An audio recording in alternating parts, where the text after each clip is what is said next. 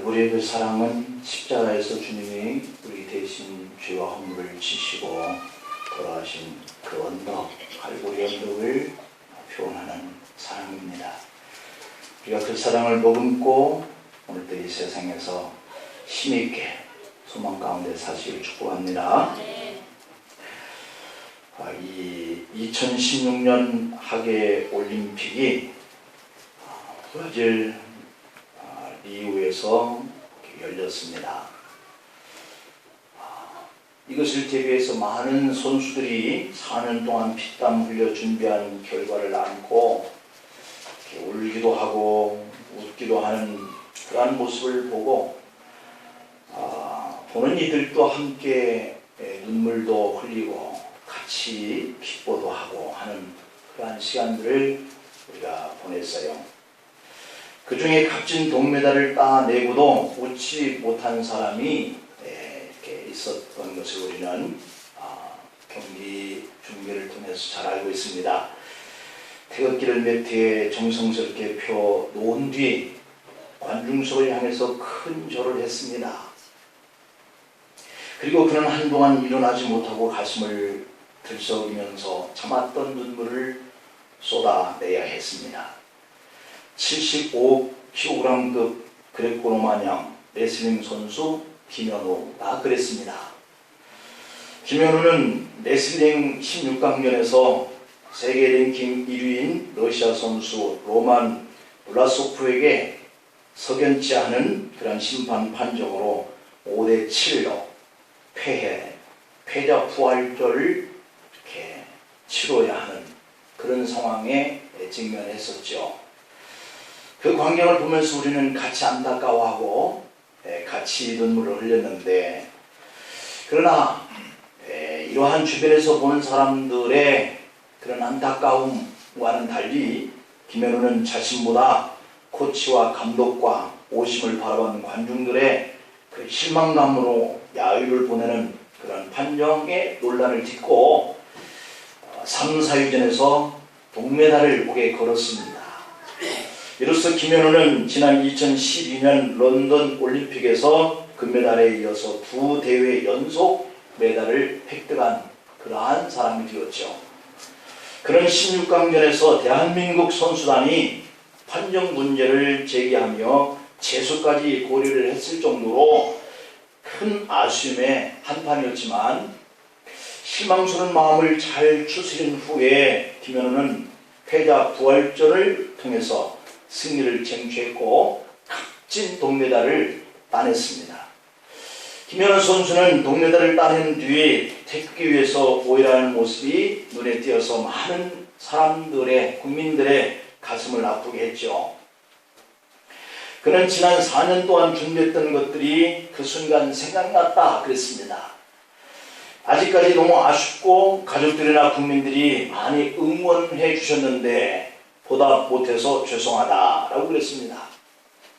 그러나 러시아 선수 블라소프와의 경기 판정에 대해서는 지나간 일이다, 생각하고 싶지 않다 라고 마음에 털어버리는 그러한 일들과 3, 4위전을 기어코 이겨야 되겠다라고 하는 다짐에 의해서 동메달 결정전에서 그는 오른팔 팔꿈치가 이탈되어지는 이러한 아픔까지도 불구하고 투혼을 불살라서 열심을 다했다, 그렇게 얘기하면서 석연치 않은 심판에 대해서 재수하지 않는 것으로 결론을 내렸다 그랬습니다.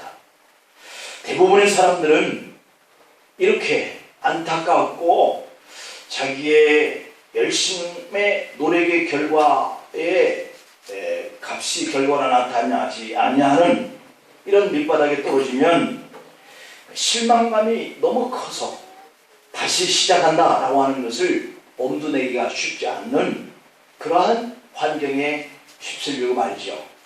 대개의 사람들은 그러한 경우가 더 많습니다. 그러나 우리가 믿는 하나님은 어떤 분일까 라고 하는 의미를 우리는 오늘 다시 한번 새겨볼 필요가 있는데요. 사람들은 모두가 다 이렇게 올라가는 것을 좋아하기 때문에 내려오고 실패하고 지는 것들을 만나면 좌절감이 너무 크고 그래서 실망하게 이르게 되는 것을 봅니다.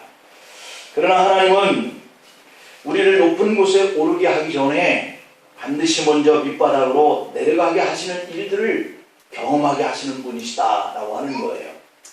모세는 지금부터 3400년 전에 당시 찬란한 문화를 자랑하는 애굽의 왕자였던 것을 우리는 잘 알죠. 그러나 그의 나이 40세가 되었을 때 하루아침에 왕자의 신분에서 양을 치는 목동의 신분으로 내려갑니다. 그리고 다시 40년이 지난 후 이스라엘 백성들을 이끌고 애굽에서 가나안으로 올라가는 지도자가 되는 거예요. 다윗이 소년 시절에 물맷돌 몇 개 가지고 블레셋의 영웅 골리앗을 쓰러뜨린 후에 백성들의 인기를 한 몸에 받게 되자 사울 왕은 다윗을 시기함으로 죽이기로 작정을 하는 거죠. 이렇게 해서 왕이 되기 전에 다윗은 20여 년 동안 사울을 피해 도망치는 밑바닥 인생의 삶으로 추락을 했다라고 하는 거예요. 그리고 난 후에서야 하나님은 다윗이 나이 30세가 되었을 때 이스라엘을 다스리는 왕위의 자리에 높여주셨던 것을 봅니다. 오늘 본문을 보면 요셉의 인생에 대한 기사가 나오는데 우리는 요셉 하면 과거에 고통받던 밑바닥 인생의 요셉보다는 애굽의 총리가 되었던 요셉을 떠올리기가 쉽습니다. 아니면 애굽의 7년 흉년을 잘 극복해낸 그런 훌륭한 정치인이라고 하는 것을 생각하게 됩니다. 또 한편으로는 요셉을 생각하면 기근의 어려움을 겪던 시절에 아버지 야곱과 그의 가족들을 애굽의 고센 지옥으로 오게 하여서 흉년을 피하게 했던 것을 떠올리게 됩니다. 요셉의 전체 인생을 쉽게 요약을 한다면 모세나 다윗처럼 V자의 인생을 살았다라고 하는 것을 알 수가 있어요. 요셉이 애굽의 총리에 오르기 전에 인생 밑바닥까지 떨어진 적이 있었지 않습니까? 요셉이 처절하게 인생 밑바닥까지 떨어진 그 이유는 이런 것입니다. 첫 번째 이유는 하나님의 섭리 때문이었다라고 말씀을 할 수가 있겠어요. 왜냐하면 하나님의 섭리는 그를 높이기 전에 먼저 낮추셔서 그를 훈련케 하신다라고 하는 그런 코스가 있거든요. 두 번째 이유는 형들의 시기와 미움을 받았기 때문이다 라고 하는 이유를 들 수 있습니다. 우리가 알고 있는 것처럼 요셉은 아버지 야곱이 노년에 얻은 아들이었기 때문에 아버지의 사랑이 다른 아들들보다 남다르게 편애된 사랑을 받았던 사람이에요. 요셉을 위해서 아버지 야곱은 당시에 구하기 힘들었던 채색꽃까지 만들어서 아들 요셉에게 입혀줬어요. 그런데 다른 아들들을 다 그렇게 입힌 것이 아니라 유독 이 요셉에게만 그렇게 했다라고 하는 것이죠. 아버지의 마음과는 달리 창세기 37장 4절에 보면 그의 형들이 그러한 이 아버지와 요셉의 관계를 통해서 요셉을 미워하며 그에게 편안하게 말할 수 없었다 이렇게 기록되어 있습니다. 그러니 형들이 요셉을 볼 때 편한 말을 해주지 않는 거예요. 편안한 말. 사람의 관계 속에서 이루어지는 이 대화가 쌍방이 서로 편안한 말을 오가게 할 수 있는 대상이 있고 그렇지 못하게 그 말을 들으면 마음이 복잡해지고 마음이 불편해지고 마음이 상처를 받는 이런 말을 하는 사람이 있어요. 여러분들은 서로 간에 대화를 할 때 편안함을 받을 수 있는 그러한 대화를 할 수 있기를 축복합니다. 이렇게 형들이 요셉에게 향하는 그 말투들이 그의 마음에 편안함을 주지 않는 그런 대상의 관계가 되었던 거예요. 이렇게 기록된 말씀을 빌어볼 때 요셉은 그의 형들에게 얼마나 가시같은 미운 오리새끼였음을 짐작할 수가 있는 거죠. 그래서 결국은 아버지의 심부름으로 양을 치고 있던 형들에게 갔다가 도단에서 그만 요셉의 생애에 가장 밑창으로 떨어지는 그런 환경을 만나요.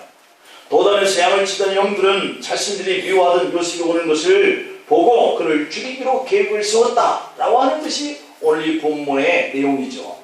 창세기 오늘 37장 23절 24절에 보면 요셉이 형들에게 이르매 그 형들이 요셉의 옷 곧 그가 입은 채색 옷을 벗기고 그를 잡아 구덩이에 던지니 그 구덩이는 빈 것이다 이렇게 기록되어 있어요.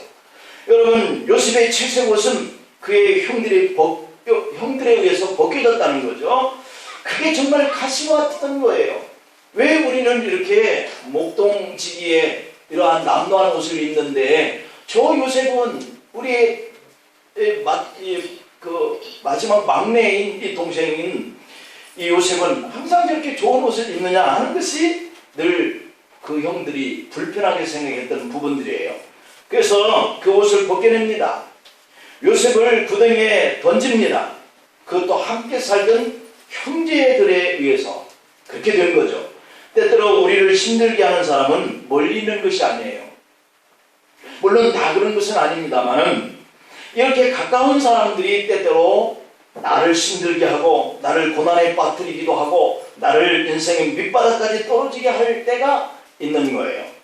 여러분, 우리는 이제 가까운 사람을 힘들게 하는 사람들이 되어서는 안 된다고 하는 이러한 결심을 오늘 할 수 있기를 축복합니다. 가까운 사람을 밑바닥에 떨어지게 하는 사람이 아니라 바닥에 떨어져 있는 사람이라 할지라도 나를 통해서 그를 이렇게 세울 수 있는 그러한 사람이 될 수 있기를 축복합니다. 요셉은 이렇게 가까운 형들에 의해서 그의 채색 옷이 벗겨져 그리고 구덩이에 떨어진 후에 미디안 상인들에게 은 20냥에 팔렸다라고 하는 겁니다. 요셉은 최초로 형제들에게 인신매매를 당한 주인공이 된 거예요. 그리고 애굽의 시위대장 보디발의 집으로 팔려가서 종살이를 하기 시작합니다.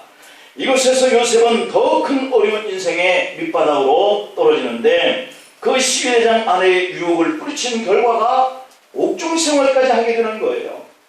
아버지의 사랑과 총애를 받던 자리에서 어느 날 갑자기 요셉의 인생의 밑바닥까지 떨어지는 것을 경험합니다.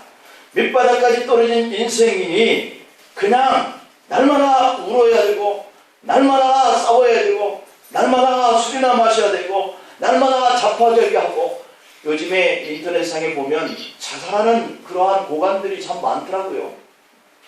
그러한 것들이 인생을 끝내겠다고 생각하는 것들이 우리의 삶 속에 밀려오는 그런 밑바닥의 환경인 거예요.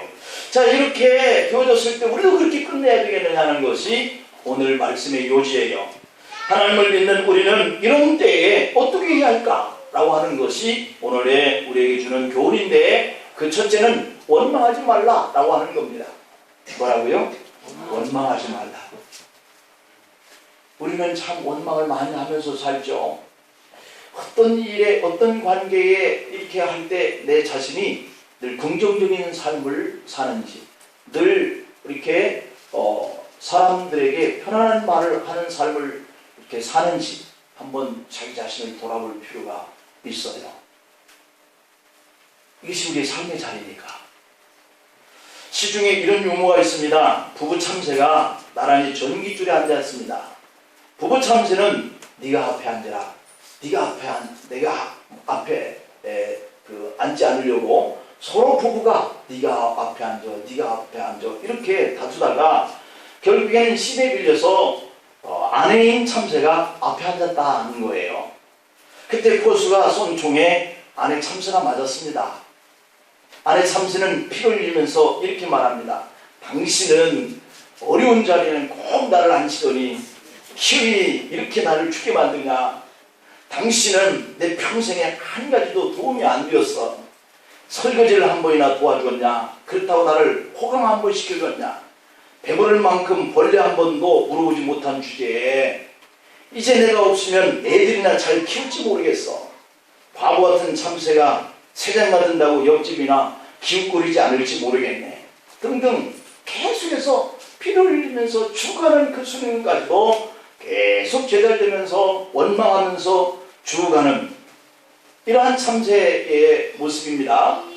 자, 이것을 가만히 듣고 있던 남편 참새가 포수에게 말했습니다. 아저씨, 총알 한 방 더 있나요? 왜? 남았으면 저 주둥아리에 한 방 더 쏴주세요. 했다는 웃지 못할 그러한 이야기예요. 여러분, 이 참새의 모습은 곧 내 모습이고 여러분들의 모습일 수 있다는 거예요. 원망과 불평의 병이라고 하는 것은 사람들이 죽을 때까지 고치기 힘든 난치병 가운데 하나다라고 하는 그런 말이 있는 거예요. 불평하는 사람은 천국에 데려다 놓아도 불평한다는 거예요. 그런데 원망과 불평을 하면 본인에게 해가 된다는 사실이에요. 로마 공화정 말기 율리우스 카이사르의 전기 중에 이런 기록이 있다고 그럽니다. 한 번은 그가 귀족들과 친구들을 위해서 큰 잔치를 준비했는데, 그런데 막상 잔칫날이 되었는데 날씨가 매우 나빴다는 거예요. 카이사르는 기분이 몹시 상했고 화가 치밀어 올랐습니다. 그래서 카이사르는 자기의 모든 부하들에게 그들의 신인 주피터를 향해서 활을 쏘라고 명령을 내렸습니다. 그가 그렇게 한 이유는 주피터 신이 자신이 이렇게 잔칫날을 준비하는 좋은 날에 자기를 무시하기 때문에 비를 오게 했다라고 믿었기 때문이라는 거예요. 드디어 부하들이 일제히 활을 쏘았습니다만 그 화살은 하늘까지 미치지 못했습니다. 오히려 하늘을 향해 쏜 그 화살들이 되돌아와서 부하들의 머리에 떨어져서 수많은 병사들이 부상을 입었다라고 하는 거예요. 이처럼 우리가 원망하고 불평하는 것은 그것이 화살이 되어서 내게 다시 돌아오는 그런 아픔을 주는 것이다.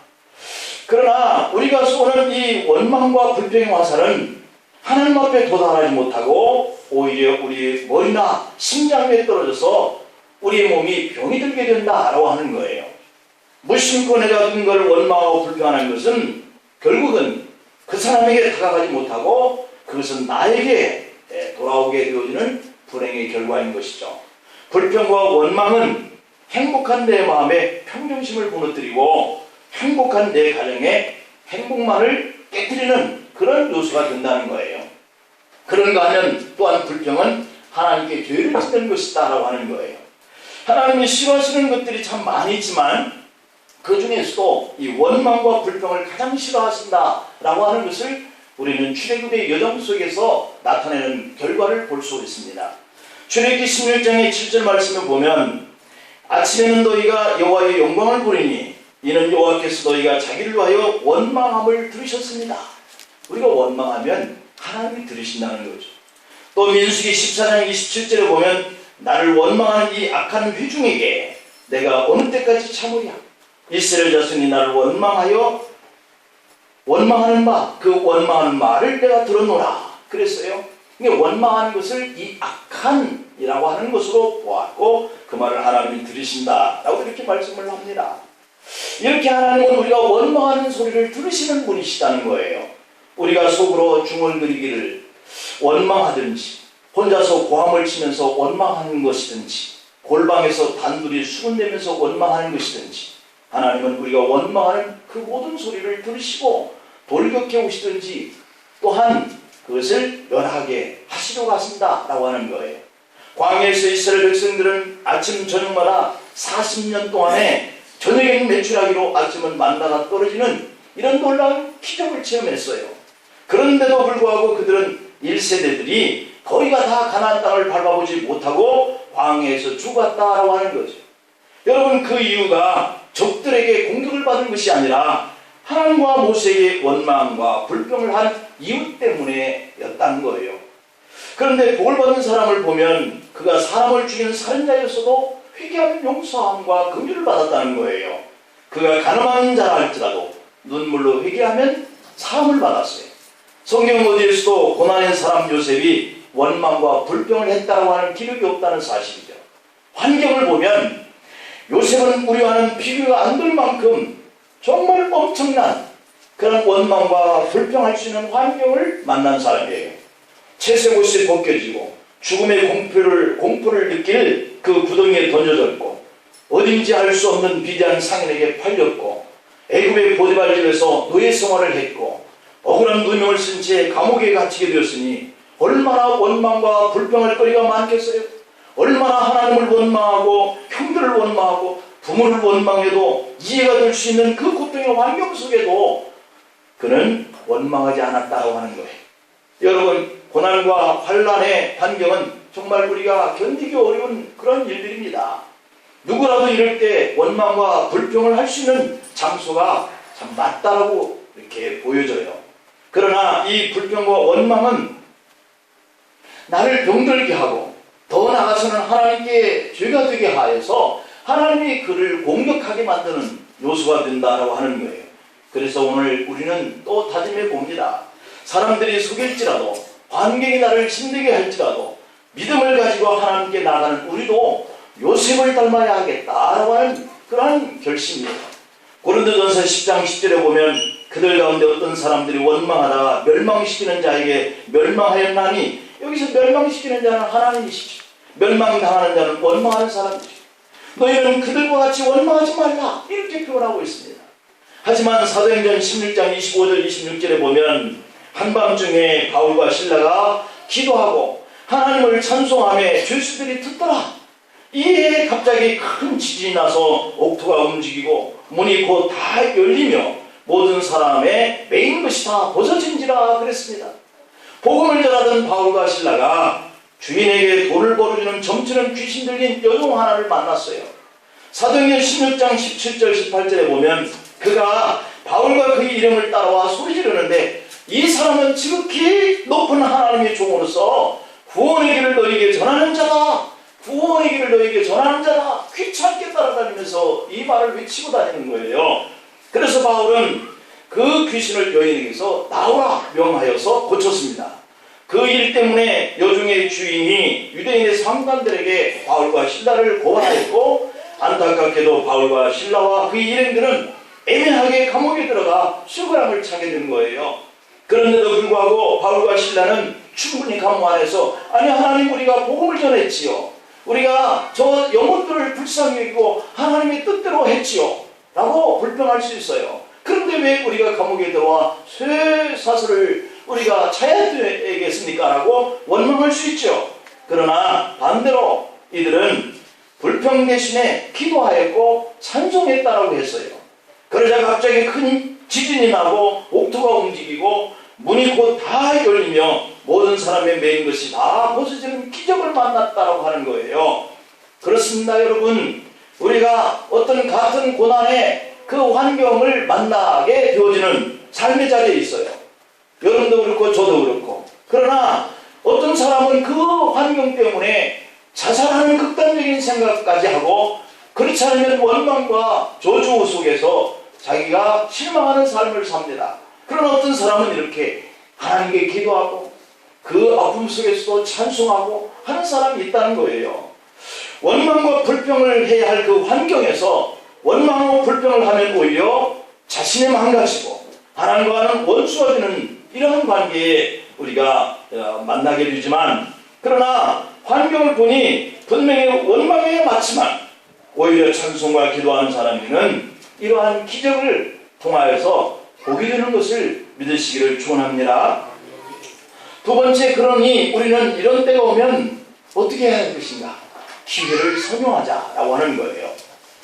성경 속에 보면 요셉과 그 형통, 이 두 단어가 항상 함께 등장하고 있어요. 창세기 39장에 보면 3번씩이나 요셉이 형통했다 이렇게 기록되어 있는데, 창세기 39장 2절 3절에 보면 여호와께서 요셉과 함께 하심으로 그가 형통한 자가 되어 하나님과 함께 하니까 형통했다는 것이죠. 그의 주인 애굽 사람이 집에 있으니 그의 주인이 여호와께서 그와 함께 하심을 보며 또 여호와께서 그의 범사에 형통하게 하심을 보았다 그랬어요. 하나님이 그와 함께 하니까 이 주인이 요셉을 볼 때 요셉이 참 형통하구나 이런 것들을 느꼈다는 것이죠. 창세기 39장 23절에도 간수장은 그의 손에 맡긴 것을 무엇이든지 살펴보지 아니하였으니 이는 여호와께서 요셉과 함께 하심이라 여호와께서 그를 범사에 형통하게 하셨더라 라고 하셨습니다. 그러니까 요셉은 고난을 이기고 형통한 삶을 살았다는 거예요. 이렇게 요셉이 형통한 삶을 살 수 있었던 이유가 성경에는 그가 남보다 탁월한 지혜와 능력이 있었기 때문이다 이렇게 기록하고 있지 않습니다. 아니면 하나님이 그에게 위대한 꿈을 꾸게 하셨기 때문이다 이렇게도 기록하고 있지 않아요. 요셉이 형통한 삶을 살 수 있었던 그 비결은 하나님이 그를 범사에 형통하게 하셨다라고 했기 때문이라는 거예요. 하나님이 여러분들을 범사에 형통하게 하시기를 원합니다. 그 이유가 고난이라고 하는 것을 기회로 선용하면 가능하다는 거예요. 그러면 하나님이 함께 해주신다는 거예요. 그런데 원망하면 하나님이 돌격한다는 거예요. 그런데 하나님이 그에게 범사에 형통하게 이끄셨던 그 이유가 바로 요셉이 억울함을 당한 누명 앞에서도 비관하거나 실망하거나 좌절하지 않았다라고 하는 것이에요. 요셉은 형들에게 팔린 것에 대해서 복수해야 되겠다, 이런 마음으로 칼을 들고, 어제 뉴스도 보니까 50대 부부가 함께 칼에 찔려 죽었다, 이것이 뉴스에 떠 있더라고요. 누군가가 그를 죽인 거잖아요. 칼을 들고 찾아가는 그런 일들은 다 복수심인 거예요. 이것이 마음에 병이 들면 일을 가게 되는 것이죠. 일을 가게 되면 원망하고 불평하면서 살 수밖에 없지 않겠어요? 그런데 요셉은 형들에게 원망하지 않아요. 일을 가지 않아요. 복수하려고 하지 않아요. 하나님은 그런 요셉을 정말 신기하게도 감옥에서 당시 애굽의 최고의 엘리트들을 만나게 하셔서 그가 정치적으로 실력을 쌓을 수 있는 터전을 마련해 주셔요. 요셉은 감옥 안에서 정치, 경제, 외교 등 국정 전반에 걸쳐 특별한 사람들을 만나게 하시고 돈 한 푼 들이지 않고 당대의 최고의 실력자들에게 개인 레슨을 받게 하셨다고 하는 거예요. 이렇게 요셉은 감옥에 있던 때를 실망하지 않았습니다. 그것을 기회로 선용했습니다. 그래서 하나님이 그를 함께 주셨고 형통하게 되었다라고 하는 결과를 가져왔다는 거예요. 그러므로 지금 우리가 밑바닥에 떨어진 환경에 처해 있으니까 원망하면 안 돼요. 이 고난을 내가 선용해야 되겠다, 기회로 여기시기를 축복합니다. 지금 심히 곤란하고 안타까운 바울과 실라와 같은 환경에 처했다 할지라도 한숨만 쉬고 불평만 하고 원망만 한다면 안 되는 거예요. 하나님은 우리가 실망한 자리에도 계시고 우리가 수근거리면서 원망하고 불평하는 소리까지도 들으시는 분이세요. 그래서 그것대로 갚으시는 분이세요. 하나님은 그 어려움 속에서, 그 실망한 자리 속에서도 우리가 다시 높이 올라가게 될 그 환경을 만들고 준비하고 계시는 하나님이신 것을 믿으시길 바랍니다. 하나님은 요셉처럼 우리가 밑바닥에 떨어졌다 할지라도 그 밑바닥은 여러분의 꿈을 이루는 기회로 삼게 하시고 인도하시는 분이신 줄 믿습니다. 하나님은 요셉이 옥살이를 한 중에도 요셉을 애굽의 총리로 준비시켜서 요셉을 높여주려고 준비하는 과정을 우리에게 보여주고 계셔요. 우리는 나름대로 계획을 세우고 열심히 삽니다. 그렇지만 내 생각대로, 내 계획대로 안 되는 일에 부딪혀 왔습니다. 그래도 우리가 나를 높이려고 부르신 하나님을 원망하거나 불평으로 그 시간과 그 세월들을 보내서는 안 돼요. 하나님의 생각과 우리의 생각은 다를 수 있습니다. 하나님은 낮은 자리에서도 훈련이 끝나면 반드시 우리를 다시 높은 자리로 인도하실 계획을 가지고 계신 분이세요. 그래서 낮은 자리에 환경을 만날 땐 이게 내가 높은 자리로 올라갈 수 있는 기회구나, 이걸 내가 잘 선용해야 되겠구나, 이런 생각을 가지고 기도하고 이런 생각을 가지고 기쁨을 가지고 하나님 앞에 나아가고 하나님 나와 함께하는 이런 삶의 환경을 만드시기를 바라요. 그래야 우리의 생각, 처음부터 높은 자리를 원하는 이러한 생각들을 내려놓을 수 있어요. 그래야 우리가 불평하거나 원망하지 않을 수 있어요. 우리가 이 두 가지 사이를 우리가 인정해야 해요.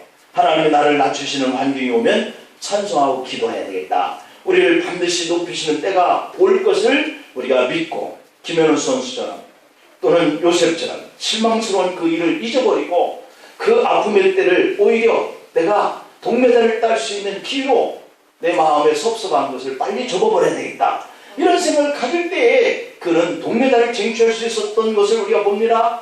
요셉은 그러한 환경을 털어버리고 놨더니 하나님께서 그에게 총리의 자리까지 이르게 하는 놀라운 그러한 축복을 주신 것을 우리는 압니다. 그런데 왜 우리는 알기는 하는데 나는 안 될까? 왜 나는 못할까? 나는 왜 이렇게 관계 속에서 불평하고 우리의 생애, 산업의 경향 일들 속에서 어려운 환경을 만날 때마다 원망하고 좌절하고 실망하는 삶을 이렇게 떨쳐버리지 못하고 있을까? 지금 나의 자존심도 밑바닥까지 떨어지고 통장의 은행의 잔고도 바닥까지 떨어지고 건강마저도 밑바닥까지 떨어지는 등 삶의 바닥으로 떨어진 바로 그곳에서도 내가 실망치 않는다면 내일을 향해서 하나님의 새로운 계획을 준비해놓고 나를 이끌어 가신다고 하는 이러한 하나님과의 관계 속에서의 기도의 삶이 내게 있다면, 하나님께 그 같은 환경을 통해서도 영광을 돌릴 수 있는 믿음이 있다고 한다면 요셉처럼 범사가 형통하게 되는 하나님의 기적을 체험할 수 있는 줄 믿으시기를 축원합니다. 기도하시겠습니다. 아버지 하나님, 저희들이 고난이 떠나가지 않는 삶의 환경 속에 살아가고 있습니다. 어떤 이는 이러할 때에 실망하고 좌절되어서 자신의 생을 끝내는 결단을 할 때가 있지만, 우리는 하나님을 신뢰하는 믿음의 사람이므로 원망하면 안 된다 라고 하는 생각을 가지고, 오히려 이 원망할 수 있는 환경 속에서도 이러한 기회를 선용하면서 하나님이 더 높이시는 때를 기다리고 나아갈 수 있는 그러한 결심을 다시 해봅니다. 주님, 한 주간에 우리의 삶의 자리에 얼마든지 어려운 환경이 올 수도 있지만, 온다 할지라도 두려워 말게 하옵소서. 하나님께 맡기고 하나님만 바라보고 의지하면서 나가게 하옵소서.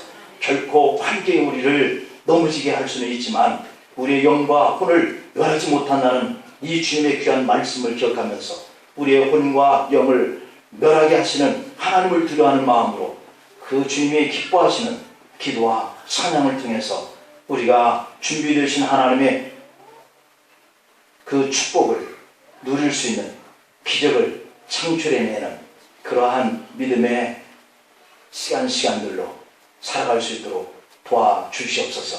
우리의 혼자 힘만으로는 불가능한 줄 잘 압니다. 주님, 능력을 더하여 주옵소서. 건강을 덧입혀 주옵소서. 물질의 통로도 열어주시옵소서. 경제적 환경이 좋아지게 하시고 경영하는 소득 또한 산업의 그 풍요함, 모든 것들이 필요한 것들, 쓸 것들에 적절하게 공급하시는 하나님의 사랑이 저희들을 인도해 주시옵소서. 예수님의 이름으로 기도하옵나이다. 아멘. 405장 찬송하시겠습니다.